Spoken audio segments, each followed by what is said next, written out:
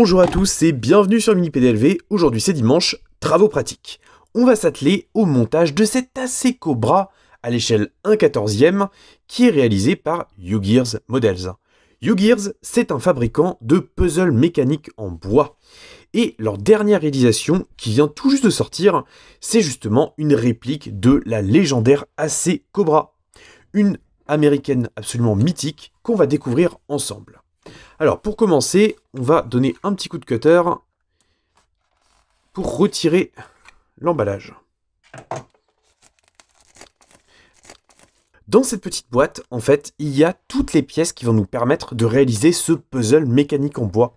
Alors, il faut savoir que moi, je ne suis pas spécialement bricoleur, mais tout est expliqué. Et en fait, on voit bien qu'il y a des mécanismes, et qu'il n'y a pas besoin de glu, parce qu'en fait, toutes les pièces sont imbriquées les unes dans les autres.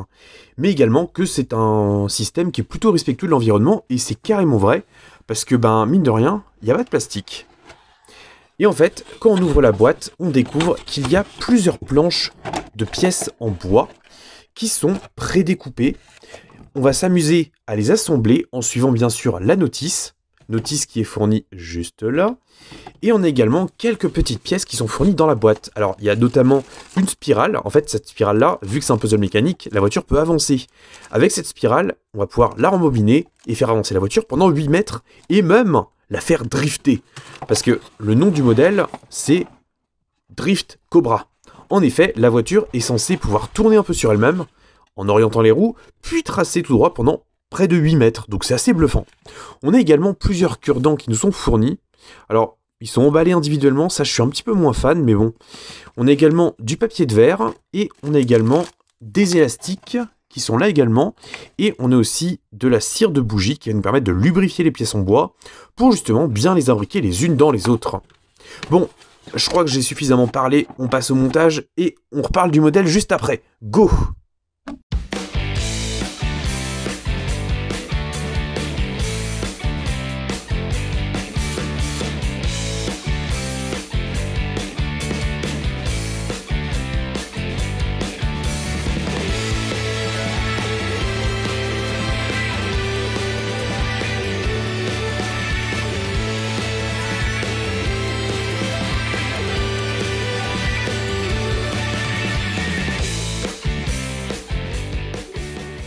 Pour commencer, j'ai déballé les pièces qui composent ce modèle UGears. Il faut savoir qu'il y a avant tout 5 planches en bois prédécoupées au laser, plus une 6e plus petite avec des pièces un peu plus fines. On a également un outil que l'on peut extraire d'une des planches qui nous permet en fait de faire pression sur les pièces afin de les détacher plus facilement. On notera qu'il y a beaucoup d'engrenages qui sont inclus. En fait, ce puzzle mécanique, comme son nom l'indique plutôt bien, il comprend des mécanismes, c'est-à-dire qu'en remontant une petite manivelle sous la voiture, on peut lui donner de l'inertie et lui permettre de parcourir jusqu'à 8 mètres. Donc, le modèle, il n'est pas seulement là pour faire de la figuration, notre AC Cobra, elle est vraiment là pour drifter. Mais ça, on va y revenir après. La notice de 60 pages, elle fait un peu peur au début, mais tout est expliqué vraiment très facilement. Il n'y a pas de difficulté de compréhension, les 370 pièces seront utiles, mais elles sont parfaitement détaillées dans leur assemblage. Alors pour rappel, il n'y a pas besoin de colle, il n'y a pas besoin de vis, il n'y a pas besoin de scotch, ni quoi que ce soit. Tout l'assemblage se fait soit par l'imbrication de pièces, soit par la liaison via des élastiques, ou même par des cure-dents, même s'il y en a beaucoup moins. Ce modèle UGears, il se distingue des autres par la présence d'une spirale. En effet, c'est une première chez UGears. La spirale, elle remplace en fait les élastiques que l'on mettait en tension par le passé, mais qui étaient quand même assez contraignants et qui, au fil du temps, pouvaient s'altérer. Grâce au système de spirale, UGears prévoit une durée de vie bien plus conséquente à ce modèle, et ça fait quand même plaisir. Bon, le montage, il commence par l'assemblage d'un premier engrenage. On imbrique plusieurs pièces jusqu'à avoir un axe complet. Là, il n'y a pas vraiment de difficulté, il suffit simplement de suivre la notice. On a des zones de vigilance qui sont indiquées régulièrement. Je vous conseille, quand vous en voyez une, de vraiment revérifier systématiquement votre montage afin de vous assurer qu'il n'y ait pas d'erreur. Parce que malheureusement, une fois qu'un modèle UGears est monté, il est très difficile d'intervenir à nouveau de plus dessus. La seconde partie du montage, elle est sur une pièce un peu plus grande et on se rend assez vite compte qu'il s'agit en réalité du châssis et plus précisément du plancher. Parce qu'en effet, on monte assez rapidement les pédales. Et là d'un coup, tout s'accélère puisque sur le modèle, il y a plein d'autres pièces qui viennent se greffer comme les premiers axes, les premiers engrenages, enfin bref, c'est assez plaisant et satisfaisant de voir que le montage prend rapidement forme. Il faut savoir que le temps de montage indiqué, c'est de 9 heures. Alors, dans les faits, je vous spoil le résultat, moi j'y ai passé un peu plus de 6 heures, donc en fait, ça va carrément. Il n'y a aucunement besoin d'être un bricoleur certifié ou autre, c'est accessible dès 14 ans, et même si vous avez un niveau nul en bricolage, si moi j'y suis arrivé, vous y arriverez, j'ai aucun doute là-dessus. En plus, il n'y a même pas besoin de Doliprane, il suffit simplement de suivre la notice, qui est parfaitement illustrée, qui n'a pas vraiment de zone d'ombre. En fait, il faut juste être attentif et suivre les étapes, et ça se fait hyper bien. Si vous vous posez la question, il n'y a pas d'écharde avec les pièces, elles sont vraiment taillées au laser, donc c'est avec une précision remarquable, donc vous risquez pas de vous faire une écharde, donc n'ayez pas de crainte à ce niveau-là, il n'y a pas forcément besoin de mettre des gants. Les pièces, on les trouve assez facilement puisque chacune porte un numéro. Alors, il faut savoir que sur la notice, on a également un schéma qui vous permet de localiser plus rapidement les pièces sur chaque planche. Donc, franchement, c'est hyper bien fait. En plus, les pièces, on les utilise vraiment dans l'ordre des numéros. Donc, franchement, il y a un énorme progrès qui a été fait. Maintenant, on va passer sur l'étape de la page 6. C'est l'étape de la spirale. Une étape qui fait un peu flipper de prime abord, parce qu'une spirale déjà, c'est un peu angoissant de prime abord, enfin ça c'est mon ressenti bien sûr, et surtout il faut réussir à la placer exactement comme il faut. Là, je vous cache pas qu'en ce moment, j'étais pas très serein. Mais pourtant, si on regarde bien la notice et qu'on prend le temps de bien regarder tous les schémas, je peux vous promettre qu'il n'y a pas vraiment de difficulté. En fait, il faut vraiment être attentif et tout simplement reproduire ce qu'on voit. Et si vous faites ça, je peux vous assurer que vous allez vous en sortir sans aucun problème. Par contre, je vous cache pas qu'une fois qu'on a réussi l'étape de la spirale, on est plutôt content. Le montage du châssis se poursuit, les engrenages s'assemblent et se ressemblent. Et ça fait plaisir de voir que certains mécanismes peuvent déjà fonctionner. C'est très satisfaisant. Alors bien sûr, on n'oublie pas une étape importante, c'est quand on nous indique qu'il faut poncer une pièce, il faut vraiment poncer une pièce, c'est pas fait pour faire de la figuration.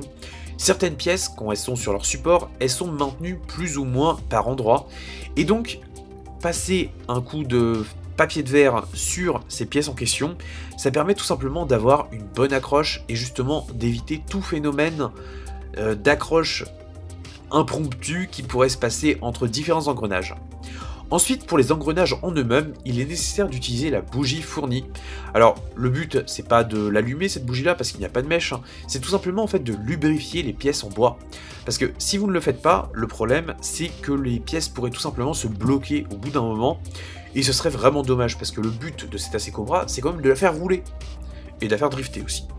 Donc, je vous conseille vraiment de lubrifier plus que pas assez, et vraiment de respecter scrupuleusement cette étape-là, c'est vraiment super important.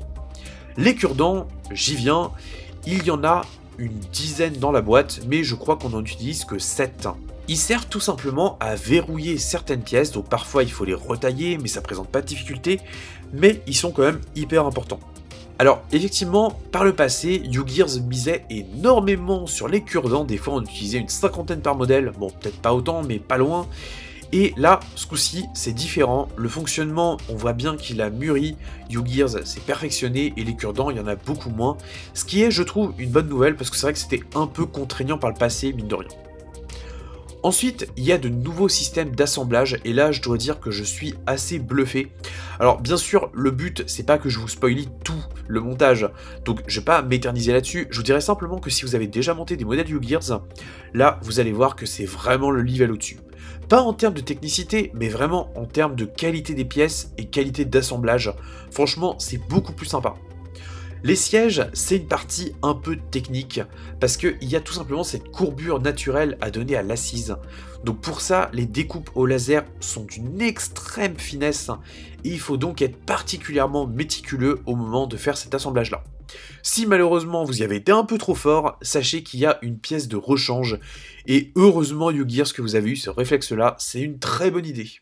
Ensuite, on poursuit le montage avec notamment toute la partie mécanique, parce que ce modèle-là, vu il peut avancer, il y a donc la manivelle que l'on tourne qui permet de rembobiner la spirale et de lui permettre de donner de l'inertie jusqu'à l'arbre de transmission, qui est ensuite retransmis à toute la partie arrière. La technicité, elle vient du problème, c'est même pas un problème, c'est qu'il y a un sélecteur de vitesse qui permet soit d'aller vers l'avant, soit vers l'arrière. Donc il y a quand même pas mal de parties assez techniques, il faut vraiment faire attention à ne pas oublier un engrenage, ou surtout à ne pas mal monter une pièce, parce que sinon, malheureusement, votre montage, il risque de ne pas être fonctionnel. En fait, il faut vraiment prendre son temps, ne pas chercher à se précipiter, et vraiment prendre le temps de kiffer, parce que c'est vraiment un bon moment. Moi, quand je monte un modèle YouGears, c'est vraiment un moment de détente, franchement, j'adore faire ça. Ensuite, voilà le moment où il faut monter les panneaux de carrosserie. Là, prenez votre temps, je ne le répéterai jamais assez. C'est pas compliqué en soi, mais il faut vraiment ne pas se tromper, il faut respecter l'ordre et il faut tout simplement veiller à ce que chaque accroche de pièce soit bonne. Il n'y a pas besoin de forcer, jamais. Il suffit simplement, si vous avez un doute ou que vous sentez qu'il y a une résistance, de tout simplement reprendre votre notice et de bien tout regarder. Et si vous faites ça, il n'y aura pas de souci. Les échappements latéraux, ils sont essentiels parce que sous le capot d'une AC Cobra, c'est un moteur V8. Donc 2 grosses sorties d'échappement, c'est vraiment pas de trou. Le modèle, il est assez simple dans sa présentation, mais il est, je trouve, super efficace. C'est un montage qui est vraiment agréable, avec pas mal de fonctionnalités qui sont intéressantes et nouvelles, ce qui permet vraiment de renouveler l'expérience de montage. Il y a des pièces qui sont vraiment ultra sympas à monter, que j'ai vraiment adoré, d'autres un peu moins, mais je vous dirais notamment que le système de montage des roues, j'ai trouvé qu'il était vraiment super bien avec les élastiques qu'on met sur les roues pour donner du grip. Enfin, franchement, c'est vraiment pas mal. Et plus le temps passe, et plus mon modèle commence à prendre forme, et là, je vous cache pas que est arrivé le moment fatidique, le moment d'angoisse, le moment de PLS, c'est-à-dire le moment où il faut voir si le moteur tourne réellement. Et là, je vous cache pas qu'on fait pas les fiers, je pense que toute personne qui a monté un modèle YouGears a ressenti ça. C'est un mélange d'excitation et de stress, parce qu'on se dit, est-ce que j'ai pas foiré un truc? Est-ce que tout va bien se passer? Il est temps de vérifier si le montage a fonctionné ou pas.